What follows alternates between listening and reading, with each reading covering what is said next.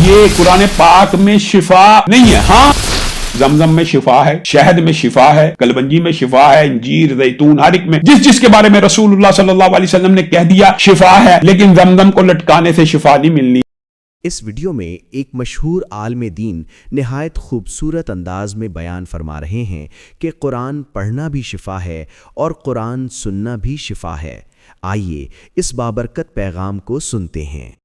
ہم آپ کے سامنے قرآنی وظائف رکھ رہے ہیں شفا کے. تو یہاں پہ بہت سے ساتھیوں نے یہ سوال کیا کہ کیا قرآن پاک میں شفا ہے؟ اللہ رب العزت نے اس بات کا خود قرآن پاک میں ہی جواب دے دیا ہے. وَنُنَزِّلُ مِنَ الْقُرْآنِ مَا هُوَ شِفَاءٌ وَرَحْمَةٌ لِّلْمُؤْمِنِينَ قُلْ هُوَ لِلَّذِينَ آمَنُوا هُدًى وَشِفَاءٌ. تو گویا اللہ رب العزت نے مومنین کے لیے قرآن پاک میں شفا رکھی ہے. بعض لوگ یہ اعتراض کرتے ہیں یہ کتاب ثواب نہیں ہے، یہ کتاب شفا نہیں ہے، یہ کتاب ہدایت ہے. بے شک قرآن پاک کتاب ہدایت ہے، لیکن اس کا انکار کرنا کہ اس میں شفا نہیں ہے یہ اللہ رب العزت کی آیت کو جھٹلانا. تو اس کا انکار کرنا کہ اس میں ثواب نہیں ہے یہ بھی اللہ رب العزت کے احکامات کو جھٹلانا ہے. الف لام میم 3 حرف میں پڑھنے کے اوپر 30 نیکیاں، ان کا ترجمہ نہیں آتا تو بغیر ترجمہ قرآن پڑھنا بھی ثواب ہے، اور قرآن پاک کو شفا کے لیے پڑھنا بھی ثواب ہے. حتیٰ کہ قرآن پاک کی بعض صورتیں ایسی ہیں جن کو اللہ رب العزت نے رسول اللہ صلی اللہ علیہ وسلم کے ذریعے ہم تک بھیجا، اور ان صورتوں کا نام سورت رقیہ، شفا والی، دم کرنے والی صورت رکھا، جو سورت فاتحہ انشاءاللہ آئندہ اس والے سے بھی گفتگو ہوگی. آج گفتگو یہ ہے کہ بسم اللہ الرحمن الرحیم کا وظیفہ آپ کے سامنے رکھا تو ساتھیوں نے کہا کہ یہ قرآن پاک میں شفا نہیں ہے. ہاں قرآن پاک کے اندر سے بھی شفا اس شخص کو ملے گی جو پڑھے گا. یہ بات بھی یاد رکھیے، یہ مسئلہ بھی سمجھ لیجیے. زمزم میں شفا ہے، شہد میں شفا ہے، کلبنجی میں شفا ہے، انجیر، زیتون، ہر ایک میں جس کے بارے میں رسول اللہ صلی اللہ علیہ وسلم نے کہہ دیا شفا ہے، لیکن زمزم کو لٹکانے سے شفا نہیں ملنی، شہد کو لٹکانے سے شفا نہیں ملنی، پینے سے ملنی ہے. اس طرح بسم اللہ الرحمن الرحیم پڑھنے سے شفا ملے گی، اور آپ کو گارنٹی دیتا ہوں بسم اللہ الرحمن الرحیم جو بھی میں آپ کو وظیفہ بتاؤں گا اس سے پہلے ضرور پڑھا کیجیے اللہ کے نام کے ساتھ ابتدا نہیں. اور آپ کو کہا تھا یہ خلاصہ ہے کہ اللہ کے ساتھ ہی ہر چیز ہے اور اللہ کے نام سے ہی ہر چیز کی ابتدا ہے. تو آپ بھی قرآن پاک کی کوئی بھی آیت شفا کے لیے استعمال کر سکتے. اس مشہور عالم دین سے سن کر دل مطمئن ہو گیا